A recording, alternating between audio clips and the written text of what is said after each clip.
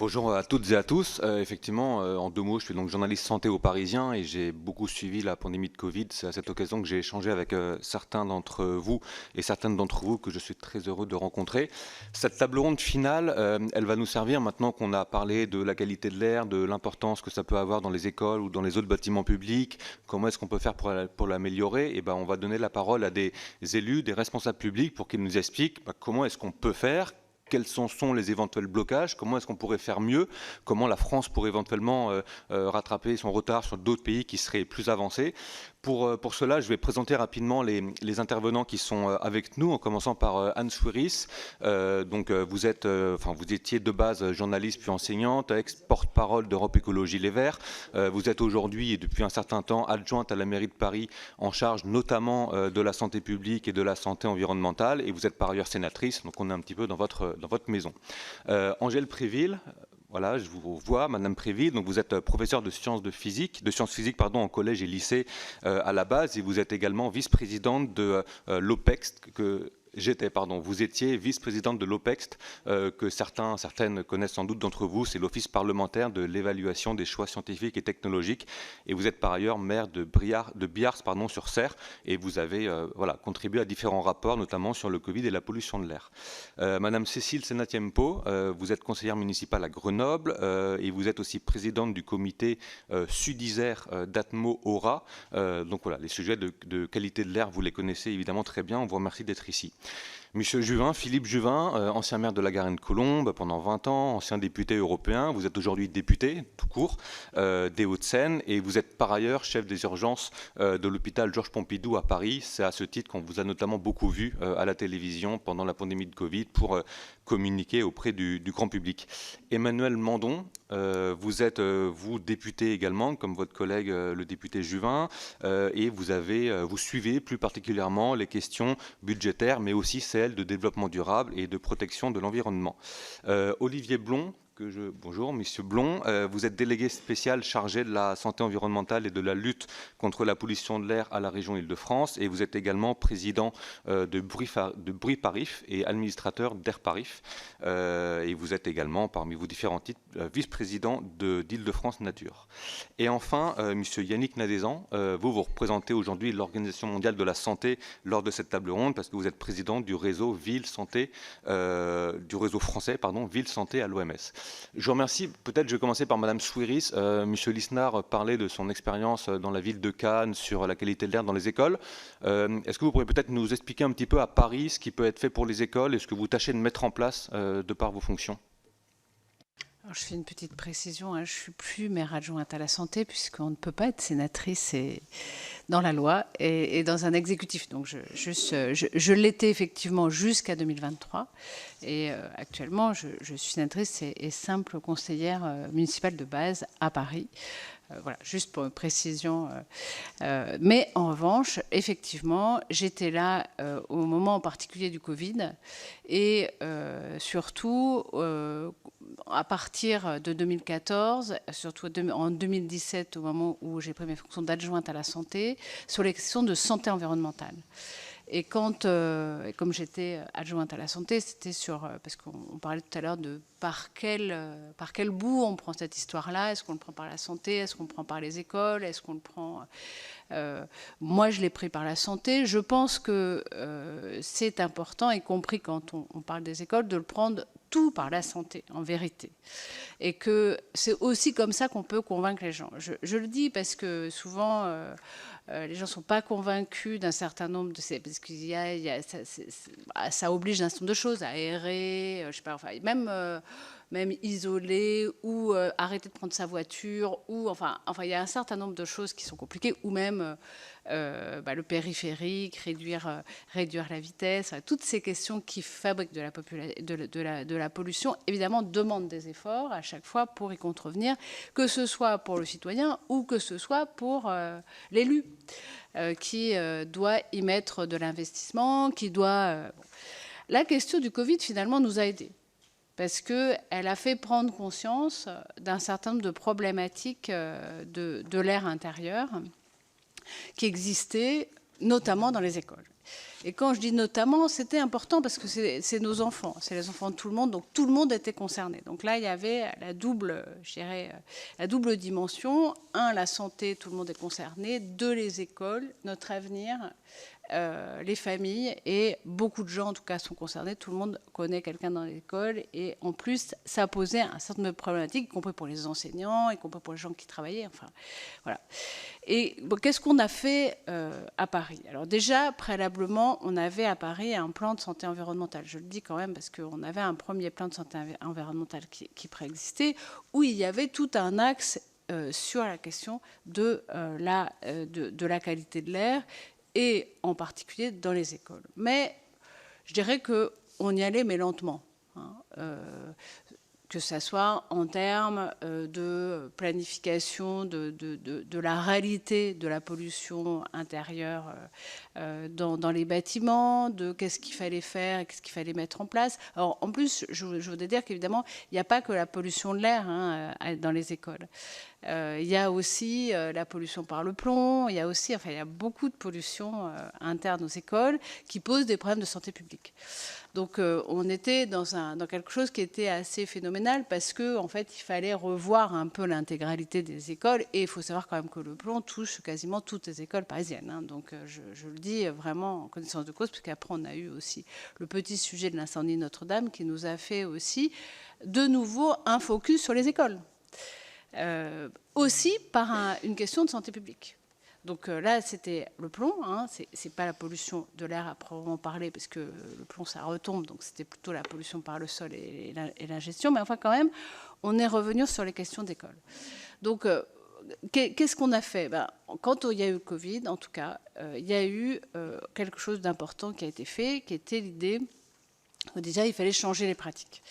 Que l'aération, c'était pas un luxe, c'était quelque chose qui devait se faire avec une grande régularité. On se dit c'est facile, mais en fait c'est pas si facile à penser, et c'est une première acculturation. Deuxième chose, c'était est-ce que il nous fallait une aide pour mesurer. Est-ce que, par exemple, les capteurs d'air, c'était important? Est-ce qu'il fallait pas faire que des capteurs d'air, ou est-ce qu'il fallait aussi faire carrément enlever la pollution de l'air, ce qui a été à un moment donné pensé par certains maires d'arrondissement, hein, donc, et donc de se dire on rejette, si on rejette la pollution, c'est peut-être pas forcément grave ailleurs, mais en tout cas l'important c'est que dans les écoles il n'y ait pas du tout de pollution de l'air.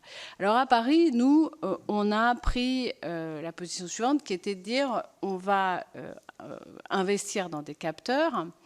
On n'avait pas les moyens, à vrai dire, hein, de mettre partout des capteurs, hein, parce qu'il y a toujours les moyens qui comptent dans ces histoires-là, évidemment. Donc, nous avons mis des capteurs dans une classe sur deux, hein, petit à petit, et avec un double objectif.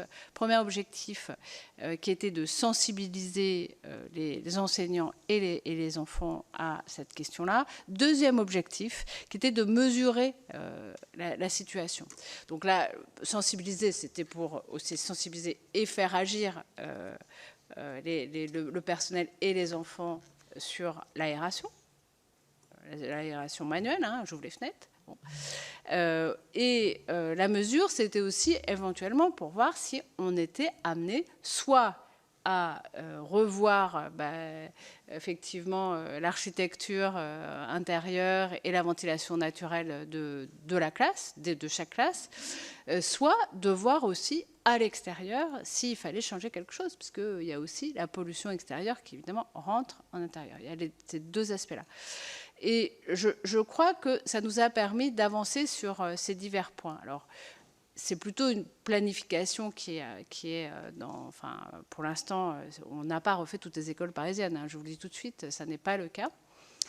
Mais en revanche, on a commencé à penser une globalisation de la question de la lutte contre les pollutions dans les écoles, c'est-à-dire à la fois le plomb, à la fois la pollution de l'air, à la fois les différentes pollutions qui sont finalement dans les écoles, et de se dire qu'à l'aune de leur rénovation, il fallait vraiment avoir ces critères-là en un dans leur rénovation, et même de voir dans les rénovations, de commencer par celles qui étaient le plus polluées. Ça, bon, ça a l'air de rien, mais ça montre le sens des priorités. Deuxième chose, quand je dis, c'est pas forcément les ordres, hein, c'est la question de la pollution de l'air extérieur. Vous avez vu, on a fait des rues aux enfants. On en a fait quand même beaucoup, hein, je crois qu'on en a 224, c'est un nombre assez important de rues aux enfants, avec une baisse en particulier du NO2 très importante, qui va de 10 à 30% aux alentours des écoles, qui est quand même un phénomène important, parce qu'évidemment l'air rentre dans les écoles. Hein, donc ça c'est... pas besoin de vous le dire, mais donc c'est un phénomène assez important et qui d'ailleurs, de toute façon, sur Paris entier, le fait de lutter contre la pollution de l'air par une diminution de la place de la voiture a été très efficace en termes de pollution de l'air plus généralement. Donc évidemment, toutes ces questions-là, elles sont toujours systémiques. Je m'excuse, je vous prie de m'excuser, Madame Souris. Je parle trop longtemps. Il faudra que je vous demande de ne pas trop tarder à conclure pour que les 6 autres intervenants puissent s'exprimer dans les délais impartis. Je m'arrête. Je m'arrête presque. Juste, je fais une petite conclusion. On n'a pas fini cette affaire-là. Je pense que Paris a encore beaucoup à agir, qu'en particulier, il faut partir de nos capteurs pour aller plus loin. Et par exemple, se dire que vous savez qu'on a fait un PLU bioclimatique aussi. Par exemple, on ne fera plus d'écoles ni de lieux qui abritent des enfants ou qui reçoivent des enfants aux abords du périphérique. Tant qu'il existe comme ça et qui polluent, bien entendu. Et or, c'est déjà le cas. Et moi, par exemple, j'ai une proposition à faire, et je trouve que c'est très important, c'est de se dire qu'il ne devrait plus y en avoir d'ores et déjà. C'est-à-dire qu'il y a encore des écoles qui sont aux abords des périphériques. On pourrait, puisqu'on a fermé des écoles à l'intérieur de Paris, on pourrait très bien les rapatrier pour qu'il n'y ait vraiment d'ores et déjà plus d'écoles vraiment qui sont collées, qui sont pratiquement en dessous du périphérique. Donc voilà, il y a des solutions qui sont quand même imaginables, j'imagine, dans toutes les villes, mais qui doivent prendre en considération et l'air intérieur, et la pollution de l'air intérieur et la pollution de l'air extérieur. Mais moi, j'ai envie de dire quand même qu'on a besoin de l'État. C'est ma dernière phrase. On a besoin de l'État, on a besoin de normes et on a besoin surtout d'une planification et d'une aide. Paris est une ville riche. Elle peut faire des choses. Elle a les moyens d'en faire, peut-être plus que la moyenne, mais c'est très inégalitaire en fonction des villes. Et si on n'a pas de planification avec une aide conséquente de l'État, c'est vraiment quelque chose qui ne pourra pas se faire de manière suffisante. Je vous remercie. Désolée d'avoir été trop longue. Merci, Madame Souris. Vous avez abordé à la fin des sujets sur lesquels, je pense, d'autres auront aussi l'occasion de rebondir. Je vous passe la parole, Madame Senatiempo. Vous êtes également, parmi vos différentes casquettes, entre guillemets, présidente de l'Alliance des collectivités en faveur de la qualité de l'air. Comment, à ce titre, est-ce que vous parvenez à aider, à accompagner des collectivités qui voudraient en faire davantage pour la qualité de l'air ? D'abord, bonjour à toutes et à tous et merci pour l'invitation de ce matin.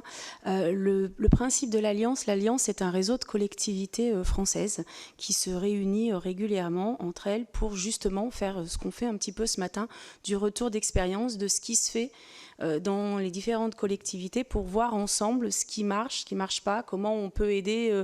Madame le disait tout de suite, il y a beaucoup d'inégalités dans les différentes collectivités et comment une collectivité qui a essayé quelque chose qui a marché peut aider une autre collectivité qui est un peu en souffrance et qui ne sait pas comment agir pour la qualité de l'air. Donc ce réseau sert à ça et du coup de ma présidence de ce réseau, j'ai une vision un petit peu globale de ce qui peut se faire. Alors c'est une adhésion volontaire, donc toutes les collectivités malheureusement ne sont pas adhérentes à l'Alliance, mais en tout cas ça nous permet d'avoir une vision de ce qui se passe et surtout de nous rendre compte que quand il y a une volonté politique dans les collectivités, eh ben, il y a des choses qui se passent. Il y a des collectivités qui aujourd'hui agissent pour une meilleure qualité de l'air dans les écoles. Je vais prendre l'exemple de Grenoble parce que c'est un exemple que je connais, mais il y en a d'autres et je voudrais du coup vous présenter trois dispositifs qui ont été mis en place.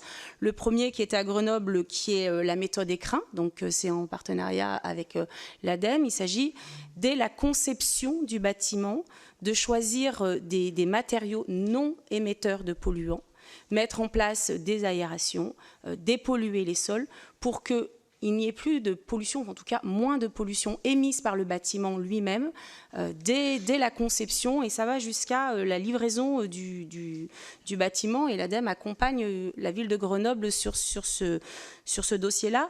Un autre dispositif, toujours à Grenoble, je suis désolée, mais c'est mon côté grenoblois, et puis aussi parce que c'est un territoire qui fait beaucoup de choses, la ville a mis en place le dispositif Trousser. Alors le dispositif Trousser, c'est quoi ? ils ont pris le temps de détailler pas loin de 200 matériaux qu'utilisent les enfants en classe. Parce qu'en fait, jusqu'à présent, la question de est-ce que mon stylo pollue l'était posée. Et la ville de Grenoble l'a fait. Il y a eu des études, des expériences. Et de ces études et de cette expérience-là, ils ont défini un certain nombre de fournitures scolaires qui n'étaient pas émettrices de polluants.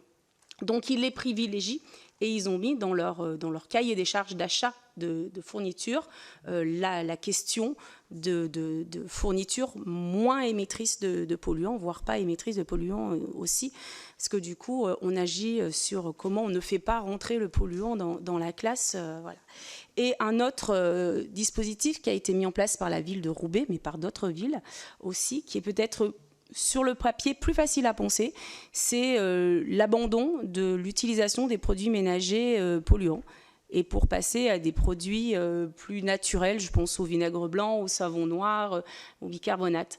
Et quand je dis que c'est plus facile sur le papier qu'en réalité, parce que je vous le dis de connaissance de cause, parce que dans ma vie quotidienne, au-delà d'être élue, je suis aussi secrétaire générale de mairie, et dans la petite commune de 1000 habitants dans laquelle je travaille, j'essaie de faire comprendre aux agents d'entretien qu'en fait, il ne faut plus utiliser de javel, qu'il ne faut plus utiliser de produits qui sentent bon.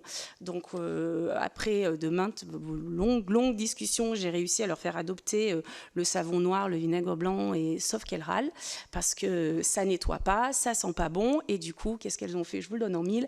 Elles ont acheté des sprays qui sentent bon, et elles les mettent dans l'école. Alors, elles nettoient au vinaigre blanc, mais derrière, elles mettent... voilà.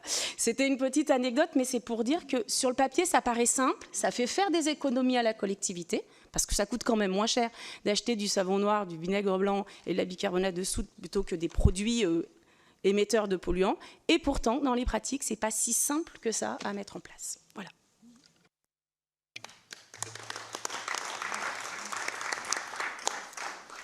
Je vous remercie, madame. Je vais passer la parole à monsieur Blond.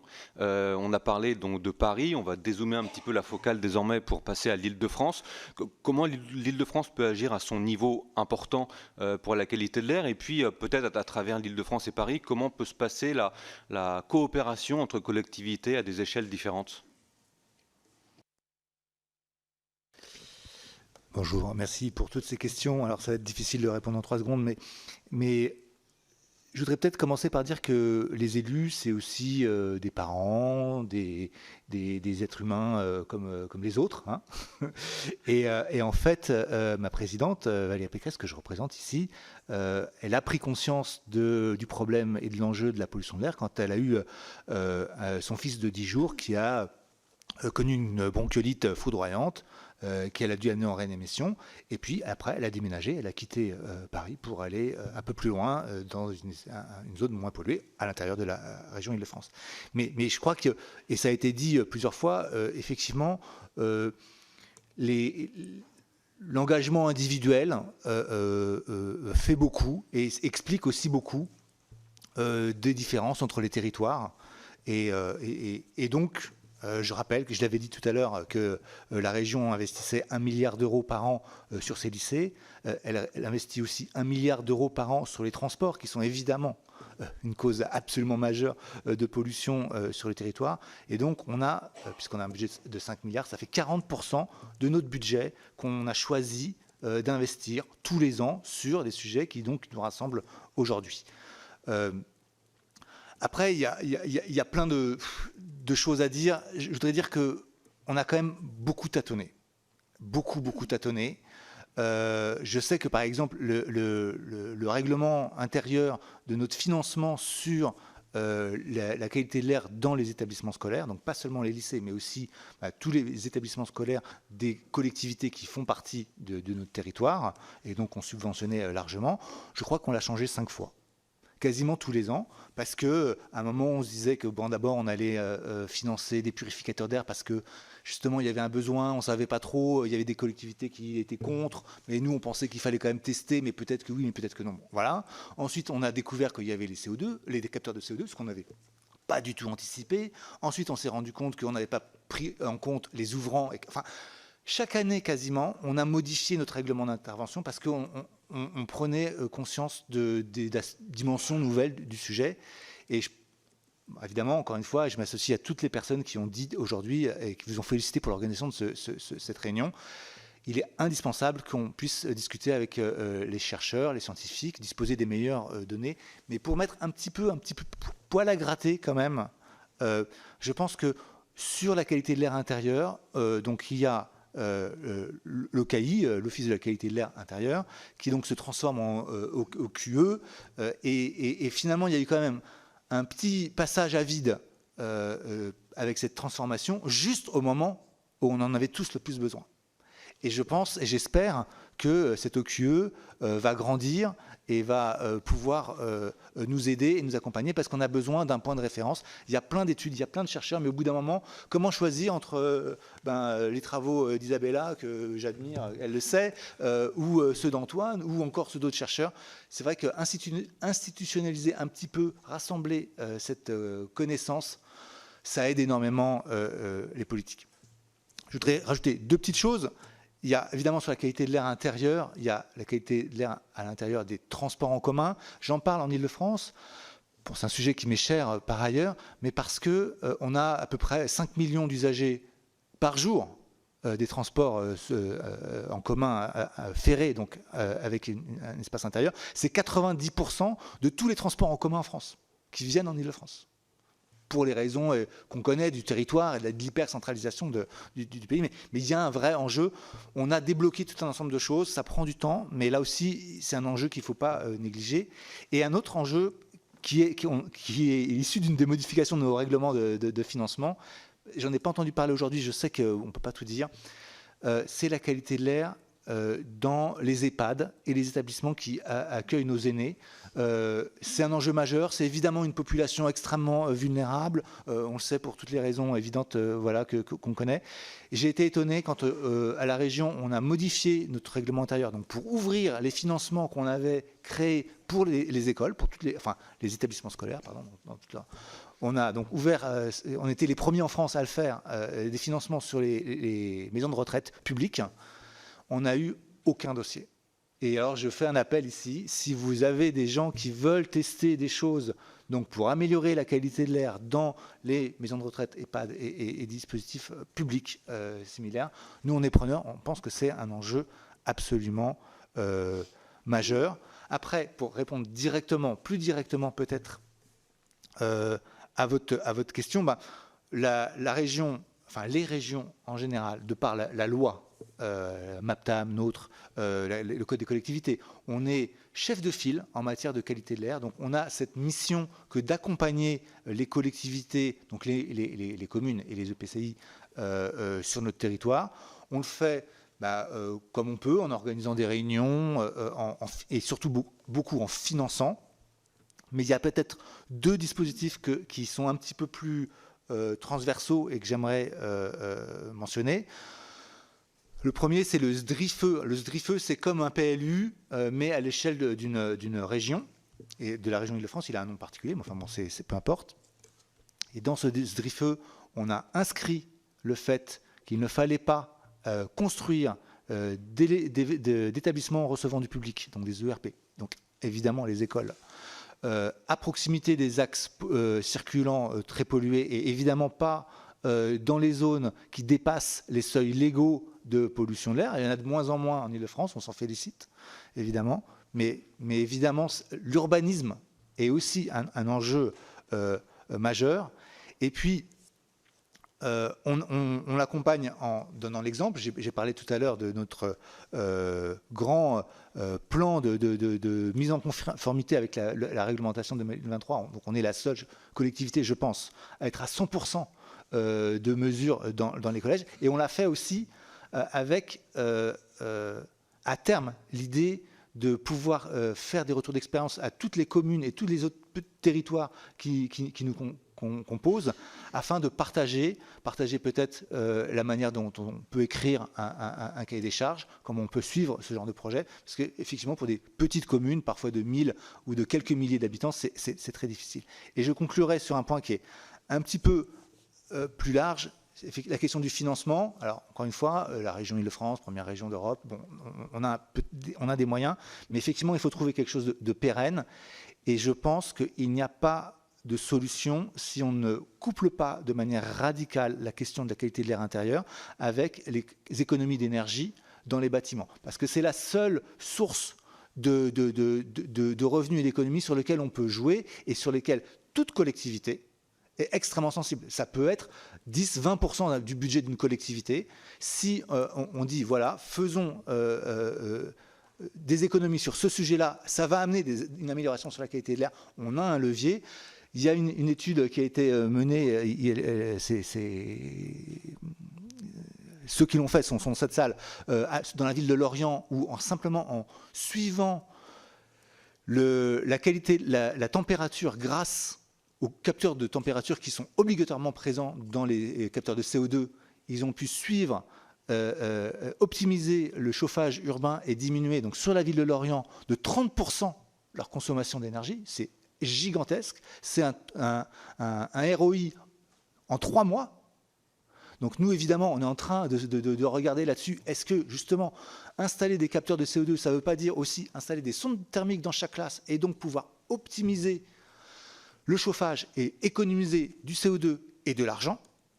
Et puis, plus globalement, effectivement, toutes les discussions sur les ventilations, la récupération d'énergie, et c'est l'avenir, et c'est, à mon sens, la seule manière de faire qu'on atteigne l'échelle un petit peu globale dont on a besoin pour adresser ce problème majeur.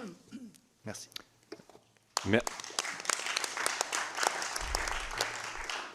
Merci beaucoup Olivier Blon. Je passe d'une ville à une autre, de Paris à Rennes et d'une région à une autre avec vous Yannick Nadezan. Vous êtes donc président, comme je le disais, du réseau français Ville Santé et vous êtes également adjoint à la mairie de Rennes. Aujourd'hui, qu'est-ce qui selon vous peut expliquer que certaines collectivités, certaines villes sont plus avancées que d'autres? Et maintenant on va y venir aux questions qui fâchent, les questions des blocages éventuellement. Quels sont les principaux blocages? Il a été question des finances notamment auxquelles les villes de votre réseau font face. Alors, pour répondre très directement à votre question, je dirais la conviction. Parce qu'il faut de la volonté pour faire bouger les lignes. Et ont été énumérés dans les prises de parole précédentes un certain nombre d'obstacles qu'il faut surmonter. Et si vous n'avez pas de volonté liée à des convictions, vous ne vous lancez pas dans des projets d'ampleur ou vous vous lancez dans des opérations qui peuvent être exemplaires, mais à échelle toute petite et qui ont juste un effet vitrine. C'est toujours ça, mais ça n'a pas d'impact systémique. Or, c'est ce qu'on souhaite rechercher. Le réseau français des villes santé OMS, c'est un réseau de 120 villes et intercommunalités qui se veulent engager fortement justement pour la santé de leurs habitants.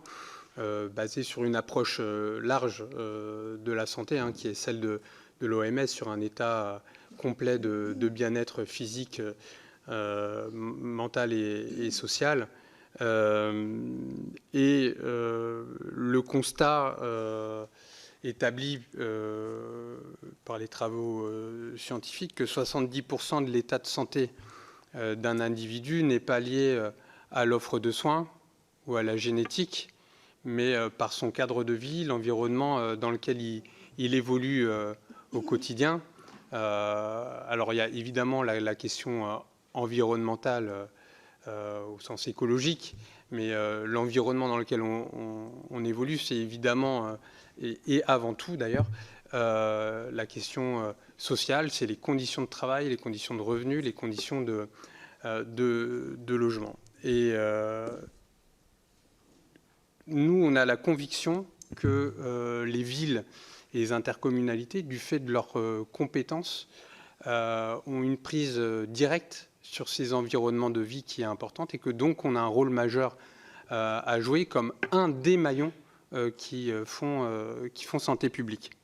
Et d'où notre approche qui est de dire que la santé, elle est dans toutes les politiques. Je vous donne 4 exemples à travers le territoire qui est le mien de Rennes et de Rennes Métropole, à travers des réalisations récentes. Ouverture de la ligne B du métro, c'est une ville de 225 000 habitants, 100 000 voyages, trajets en véhicule thermique en moins chaque jour. Ouverture d'un centre de santé dans un des principaux quartiers populaires de la ville, on a doublé le nombre de médecins. Là, on a un cumul de manque d'offres de soins, d'état de santé de la population la plus dégradée et de proportion de non-recours aux ressources en santé qui est le plus fort. Et à travers la promotion en santé, notamment par les pairs et par la médiation en santé, on vient faire le lien entre ce qui est de l'offre et de tout ce qui est de l'ordre de la prévention. Adoption du nouveau PLH de Rennes Métropole, on met en place l'obligation d'avoir des espaces extérieurs, terrasses ou jardins sur tous les nouveaux bâtiments livrés. Et à travers ça, on veut jouer sur la question de la santé mentale et du bien-être, notamment au regard de ce qu'ont été les épisodes de confinement. Et on intègre aussi la question de la double orientation pour que les appartements, sur la question de l'ensoleillement et de la circulation de l'air aient des positions plus favorables. Et on vient de mettre aussi en place la livraison de paniers bio et locaux à destination des femmes enceintes. L'idée, c'est gratuitement. L'idée, c'est d'avoir l'accès à une nourriture de qualité à un moment de la vie qui est clé. C'est évidemment l'inscription dans les 1000 premiers jours de l'enfant et la protection vis-à-vis des pesticides de synthèse. C'est que 4 exemples, mais ça vous montre que sur des politiques publiques qui sont très différentes, on cherche à jouer sur la santé de nos populations. Et donc, je vous parlais des 1000 premiers jours de l'enfant. Évidemment, l'intérêt de jouer sur les environnements de l'enfant, c'est qu'on sait que ça a des impacts sur la santé tout au long du reste de la vie. C'est pour ça qu'on s'intéresse aux écoles. Et la logique d'arriver à la qualité de l'air intérieur, en fait, elle s'inscrit dans une logique qui est plus globale.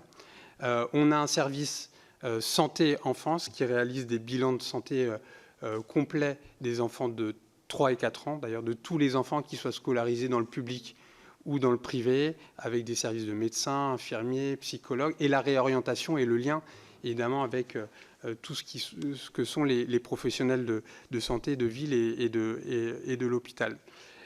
C'est aussi tout le travail qu'on a sur la végétalisation des cours d'école.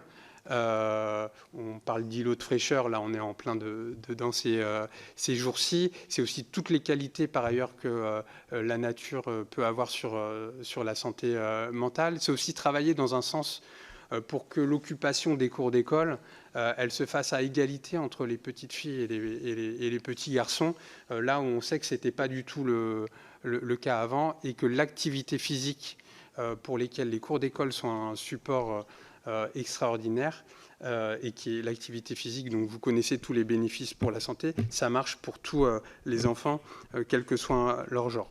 C'est l'inscription dans le règlement du PLUI et d'une OAP santé dans le PLUI, avec des prescriptions par rapport à des orientations sur le bruit et la qualité de l'air. C'est les rues aux écoles, chez nous on l'appelle comme ça, à Paris effectivement rue aux enfants, et puis c'est tout le travail sur l'alimentation. Aller vers le 100% d'alimentation bio et durable, qui est la trajectoire sur laquelle on est. Et donc la qualité de l'air intérieur, elle s'inscrit dans toute cette logique, avec un plan de qualité de l'air intérieur à Rennes qu'on a adopté pour 2021-2026, avec des analyses sur l'ensemble de 87 groupes scolaires, 19 crèches, 3 accueils de loisirs sur le benzène, formaldéhyde, CO2.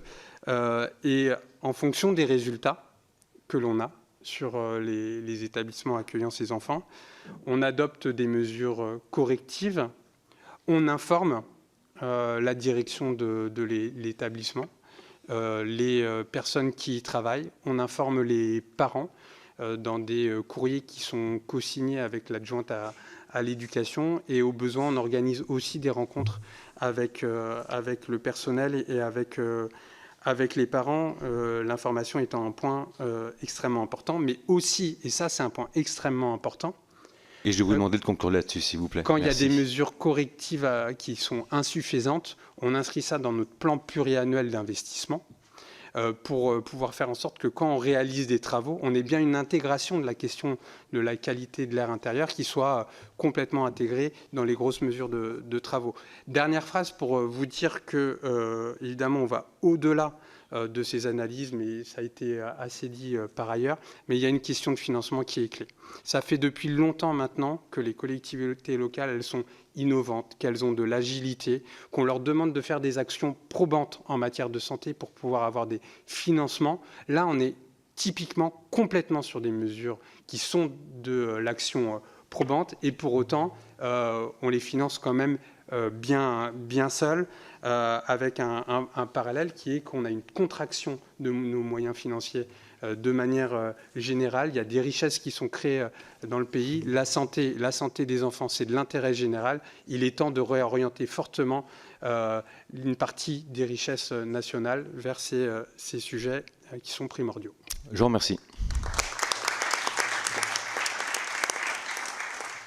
Monsieur Juvin, je passe rapidement la parole à vous à présent. Vous avez été, donc je l'ai dit, maire, député européen, vous êtes aujourd'hui député.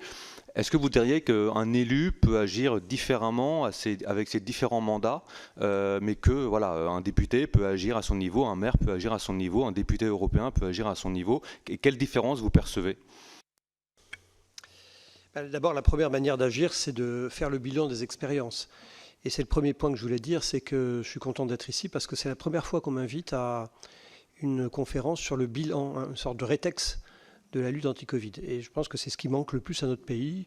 Il y a plein de bilans à faire. Il y a le bilan, évidemment, de la qualité de l'air. On aurait pu faire le bilan, je sais pas, du système de santé, de l'expression publique, du mode de gouvernance. Enfin, il y a 1000 choses qui ont été faites durant le Covid, des choses très bien, des choses peut-être moins bien. En tout cas, il faudrait l'étudier. Et ici, moi, je souligne que vous faites un bilan et c'est formidable. J'appelle les pouvoirs publics à faire ce bilan. Deuxième point, pourquoi c'est important? Parce que l'air, effectivement, au fond, on pourrait même pousser le débat jusqu'à dire si l'air avait été totalement purifié partout, dans les transports, dans les locaux, etc., peut-être qu'on aurait pu même ne pas confiner. Et en affirmant quelque chose aussi extrême, je suis conscient de pouvoir peut-être être un peu caricatural, mais peut-être pas tant. En tout cas, ça mériterait d'être étudié. Et compte tenu du coût social, économique du confinement, peut-être que là, il y avait un sujet important. Troisième point, votre journée, elle a aussi le mérite de souligner quelque chose de plus large, c'est le rôle des maladies infectieuses dans la genèse des maladies chroniques en général. Vous avez parlé du Covid long tout à l'heure, enfin on pourrait parler des cancers. Cancer, maladies infectieuses, ça existe évidemment. Démence, maladies infectieuses, on l'a vu avec le papier sur le zona récemment. Donc, j'ai souvenir, quand j'étais étudiant en médecine, je travaillais à l'hôpital Bichat-Claude Bernard, qui était le centre des maladies infectieuses. Et mes vieux maîtres qui disaient, ça y est, on a gagné la bataille contre les maladies infectieuses, c'est fait en fait. Voilà, il n'y a plus de sujet, on a des antibiotiques. On s'aperçoit qu'en réalité, les maladies infectieuses ont toujours été là et probablement elles sont plus là qu'on ne le pense, y compris dans des maladies qui ne sont a priori pas infectieuses. Et ça doit quand même attirer notre attention. Et d'ailleurs, ça a des effets aussi, by the way, l'architecture des hôpitaux. Moi, j'ai travaillé dans un hôpital pavillonnaire, l'hôpital Claude Bernard, où on isolait les tuberculeux, les syphilitiques, les scrofuleux et les machins. Et puis après, on a fait des hôpitaux, puisqu'on avait gagné la bataille contre les infections, des hôpitaux verticales, où on mélangeait tout le monde, puisqu'il n'y avait plus de problème. Et en réalité, on s'aperçoit que l'hôpital Bichat, qui a été ainsi construit dans les années 80, on est en train de réfléchir à le démolir. Donc la question des maladies infectieuses, elle a un effet qui est transversal, y compris sur l'architecture des hôpitaux. Quatrième point, sur l'air purifié, moi j'entends la question des normes, la législation. Je vous l'ai dit, j'ai été maire 20 ans, mais je vous le dis aussi, nous sommes submergés tous les jours par la nouvelle complexité. Enfin, tous les jours, il y a un arrêté, tous les jours, il y a un décret. En fait, on ne le lit pas, il ne faut pas se faire d'illusions. Personne n'est au courant de tout. D'ailleurs, c'est pour ça qu'on paye des gens très chers, des lobbies, des cabinets d'avocats pour nous conseiller. Donc il y a aussi une économie du lobby et de la norme. Et entre la norme utile et la norme financée, parce qu'il y a des lobbies qui ont beaucoup poussé, parfois c'est vrai qu'on devient un peu parano en se disant au fond, moi je vous raconte une histoire, un jour j'ai vu fleurir dans ma commune des piquets rouges partout sur les trottoirs. J'ai dit, pourquoi vous mettez des piquets rouges? Parce qu'il y avait un gars, un jour, dans son bureau, sous pente d'un ministère, qui avait dit « Les bouches à incendie doivent avoir chacun un piquet rouge pour pouvoir les voir de loin, pour les pompiers les voir de loin. » 1 000 € par piquet, donc il y avait, je crois, 200 piquets dans ma commune, vous voyez la dépense. Donc nous devons aussi avoir en tête, nous les élus, la question de la norme et du choix de la norme. On ne pourra pas se payer toutes les normes. Tous les jours, il y a des normes. Moi, je voudrais qu'on dise quelles sont les normes indispensables, et vous parlez de normes manifestement indispensables. Je pense que les normes sur les piquets rouges, on pourrait peut-être s'en passer, parce que de toute façon, il va falloir faire des choix. Or, ce débat, il n'est jamais sur la table, parce que la question financière est évidemment absolument clé. Et donc, si on veut se payer les normes utiles, il faut faire le ménage des normes, et il faut aussi dire la vérité aux Français. Et je terminerai par là. Il faut arrêter de leur faire croire que la lutte contre le réchauffement climatique, la purification de l'air, en fait, tout ça, c'est gratuit. Il y a un moment où quelqu'un passe à la caisse. Et il se trouve que c'est eux. Sauf qu'on ne leur dit pas, on leur dit, vous inquiétez pas, c'est la commune, mais il y aura une subvention de la région. Oui, enfin, je ne sais pas d'où vient l'argent de la région, je pense qu'elle vient de la même poche, ou du département, ou de l'État. En fait, la question du coût de ce que nous faisons là, il est très important. Et c'est vrai, on nous dit on a des bénéfices médico-économiques, probablement, évidemment. Sauf que les temps sont évidemment différents. Et celui qui va bénéficier de l'avantage médico-économique n'est pas celui qui paye, puisque c'est peut-être la génération suivante. Non pas qu'il faille pas le faire, mais il faut le dire. Et enfin, je termine vraiment là-dessus. Il y a eu un débat tout à l'heure, quelqu'un a parlé de vaccination. C'est très intéressant. La vaccination, le refus de vaccination, c'est le fin du fin de l'individualisme. Voilà, je ne veux pas me faire vacciner parce que moi, j'estime que... Et je pense qu'on ne peut pas à la fois dire je veux que la société m'offre de la purification de l'air et en même temps moi je refuse d'être vacciné. Vous voyez, et donc quand on est un soignant, on doit être vacciné. Quand on est un enseignant, on doit être vacciné. Sauf à accepter que demain, parce qu'on ne croit pas à la vaccination quand on est soignant et enseignant, eh bien on puisse engager à l'Agence spatiale européenne des gens qui pensent que la Terre est plate et que ça ne pose aucun problème à personne. En fait, quand on a des responsabilités intellectuelles parce qu'on est enseignant ou soignant, eh bien, on accepte la science et on ne se contente pas de dire « moi, je veux qu'on me purifie mon air, mais moi, je ne veux pas être vacciné ». Je vous remercie. Je vous passe la parole, Madame Préville, parce qu'il a beaucoup été question des freins budgétaires dans les précédentes interventions, et quand nous avons échangé un petit instant en amont de cette conférence, vous me disiez le principal blocage, ce sont les finances. Bien sûr. Est-ce que vous pourriez nous en dire un petit peu plus, et puis comment parvenir à convaincre l'État de l'intérêt qu'il y a à investir sur la qualité de l'air en ces temps où Bercy va chercher des économies partout où il peut? Oui. Donc j'en ai parlé déjà un petit peu tout à l'heure, c'est-à-dire qu'on est en train, dans ma commune, c'est une commune de 2000 habitants, je suis dans le Lot, en milieu vraiment purement rural, avec donc une école primaire, une école maternelle. L'école maternelle date des années 70-80, donc bon, il est temps de la rénover, déjà pour faire des économies au niveau énergie, et puis c'est l'occasion également de mettre un système de ventilation. Alors, simple flux ou double flux, on est encore sur la réflexion, avec un surcoût. Et comme je l'ai dit, les subventions de l'État, actuellement, sont en train de se rétrécir beaucoup. Et on est quelques élus à mettre en place des projets et à avoir des réponses négatives. Moi, la sous-préfète que j'ai rencontrée il y a peu, pour lui demander que pour cette rénovation, on puisse être quasiment assuré d'avoir le fonds vert, elle nous a dit pas cette année, mettez quand même le dossier, on verra l'année prochaine. Mais pour nous, petite commune, c'est très important d'avoir ou pas avoir les éventuels 200 000 € nécessaires pour cette rénovation, parce qu'après, ça nous mettra vraiment en difficulté pour trouver l'argent ailleurs. Alors moi, ce que je pense de tout cela, c'est que quand on voit, parce que je siège aussi à la communauté de communes, tous les projets qui sont mis en avant par les élus, qui vont dans tous les sens, que quand on est dans une période de restriction budgétaire, je ne vois pas venir où on a posé quelque part des priorités. Et on devrait les poser puisqu'on ne va pas pouvoir tout faire. Et ça ne vient pas. Donc certains ont leurs projets qui vont être réalisés, c'est-à-dire ils vont avoir les subventions, d'autres pas. Il y a des tas de projets qui vont dans tous les sens. Hein, ça va, et je trouve ça très bien, hein, de enlever le bitume dans les cours d'école, c'est très bien. Pareil sur les parkings, c'est très bien. Mais peut-être que si on n'a pas les moyens de tout faire, il faut fixer des priorités. Et il faut flécher les dépenses publiques. Donc ça, pour l'instant, ça n'est pas fait. Ben, vous le voyez bien, enfin moi, ce que j'en pense, au niveau du futur budget de la nation. On essaye de trouver partout des petites réductions, enfin des petites économies à faire, sans qu'il y ait vraiment une grande ligne sur ce qui est en train de nous arriver, entre le réchauffement climatique et toutes les pollutions qu'on subit.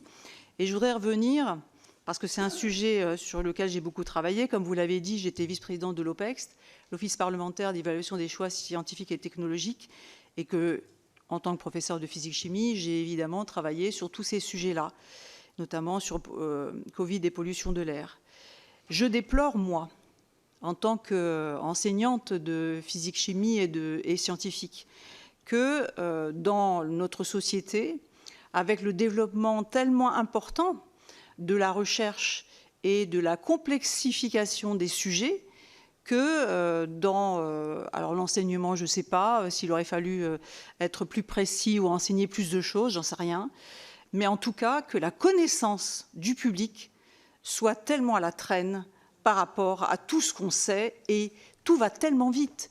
Moi, j'ai travaillé sur la pollution plastique, et je voulais dire aujourd'hui que c'est fait. On sait qu'il y a du plastique dans les poumons, et on sait, ça a été évoqué dans le cerveau, partout. Donc, on est plastifié comme tout l'environnement, que ça va poser de gros problèmes de santé. Et effectivement, il a été évoqué par vous tout à l'heure, l'histoire des fournitures scolaires. Mais moi, je voudrais dire que le plastique, ça ne s'arrête pas aux fournitures scolaires, ça implique tout, en fait. Les matériaux plastiques, déjà, sont ennuyeux parce qu'ils sont construits pour être durables. Donc, effectivement, ils vont durer, ils vont juste se casser, donc être de plus en plus petits, et c'est pour ça qu'on va les retrouver partout. Mais ce n'est pas tout.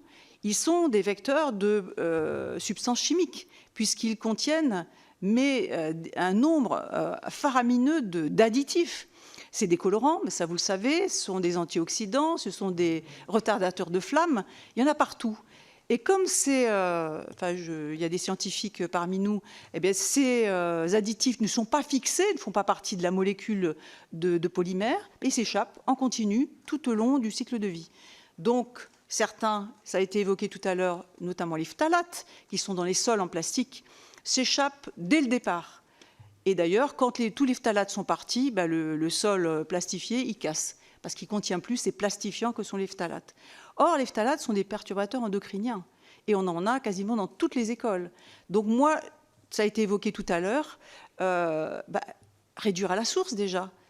Parce que c'est bien qu'on ventile, qu'on essaye de trouver des tas de systèmes, mais maintenant qu'on a la connaissance de ça, c'est des matériaux qu'on devrait... Alors, il y a des très bonnes initiatives, où dans des écoles, on fait des bâtiments où on n'utilise pas, mais ça devrait presque être la loi, quoi.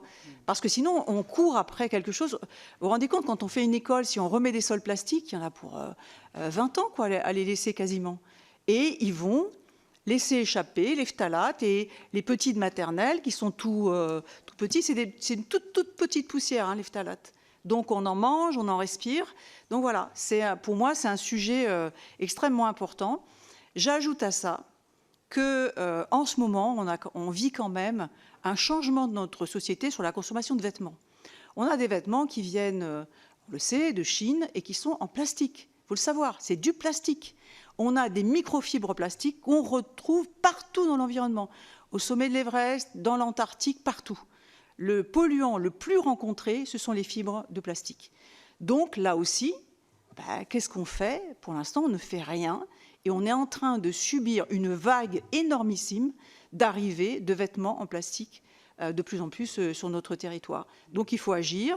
Alors peut-être sur tout le plastique qu'on utilise dans notre vie, parce que c'est le plastique lui-même, mais aussi tous les additifs qu'il contiennent et qui nous reviennent évidemment dans nos corps. Et parce que, d'une manière générale, par là même, je veux dire juste le chiffre, hein, des additifs, c'est 16 000 molécules chimiques, dont un grand nombre, c'est plusieurs milliers, dont on ne sait pas, vous savez, c'est le secret industriel. Alors on ne sait pas ce que les industriels mettent comme additifs. Et donc, on ne sait pas ce qui va se répandre dans l'environnement. Puis après, quand on essaye de faire du recyclage, bonjour, parce qu'on ne sait pas ce qu'on mélange. Donc voilà, c'est le sujet pour moi important. Alors, dans ma commune... Je vous remercie. Allez-y, je vous laisse conclure. Voilà, dans ma commune, j'ai une petite commune donc, de 2000 habitants, mais avec plus d'emplois que d'habitants, parce que j'ai une entreprise internationale, j'ai Confiture Bonne Maman dans ma commune. Donc, beaucoup de circulation de camions. Donc j'ai fait un conseil participatif avec mes élus et puis les habitants de la commune pour mettre sur la table le problème de la vitesse dans la commune. Et alors j'ai fait un conseil participatif comme il doit se faire, c'est-à-dire d'abord informer, donner tous les tenants et les aboutissants, et puis après faire voter. Et effectivement, en expliquant qu'on réduit la distance d'arrêt, qu'on réduit l'énergie que porte le véhicule, qu'on réduit la pollution, etc., ils ont voté pour la réduction à 30 à l'heure. Voilà. Je vous remercie, Madame Préville.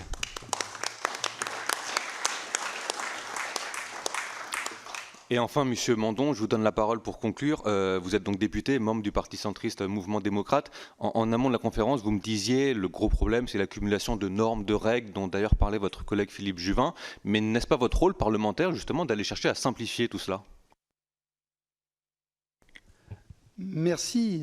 Oui, écoutez, vous m'interpellez sur un sujet qui est impossible à traiter en quelques minutes, mais je voudrais tout d'abord, avant de venir à cet aspect des choses, dire que je me réjouis vraiment du format de cette conférence et j'ai beaucoup apprécié les travaux de ce matin en rassemblant différents experts et des élus, des témoins divers et notamment nos voisins européens.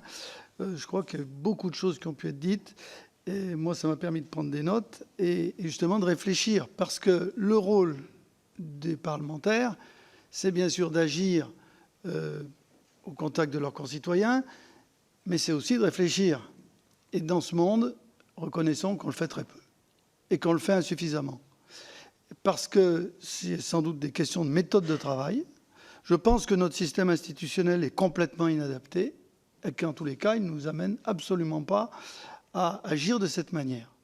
Je rejoins pour autant ce qui a été dit par la plupart des intervenants élus, alors qu'on a des sensibilités différentes. Et j'espère que la période un peu baroque, un peu vraiment inédite dans laquelle nous sommes, devrait nous amener tous à sortir de notre situation confortable, de notre vie en groupe resserrée et sur quelques certitudes, parce que c'est le moment de construire.